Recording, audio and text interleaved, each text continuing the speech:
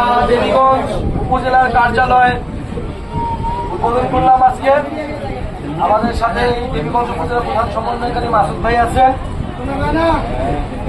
এই একটা সুন্দর সিমচাম একটা অফিস দেওয়া হয়েছে। ইনশাল্লাহ আমরা বাংলাদেশের প্রতিটি গ্রামে প্রতিটি ওয়ার্ডে আমরা এরকম সুন্দর অফিস দেখতে চাই এনসিপির পক্ষ থেকে।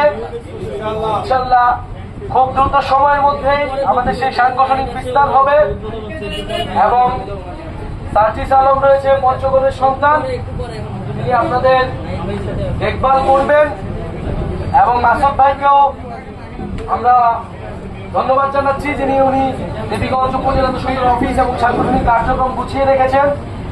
ইনশাআল্লাহ আমরা প্রত্যেকটা উপজেলা প্রত্যেকটা ওয়ার্ডে এনসিপির এই সাংগঠনিক বিস্তার সেটি চলমান থাকবে। আমাদের আজকের এই উদ্বোধন কর্মসূচিতে শহীদ পরিবারের সদস্যবৃন্দ রয়েছিলেন, তাদেরকে আমাদের অন্তঃস্থল থেকে শ্রদ্ধা জানাচ্ছি এবং জুলাই গণ অভ্যুত্থানে শহীদদেরকে শ্রদ্ধা ভরে স্মরণ করছি, আহত যোদ্ধাদেরকে স্মরণ করছি।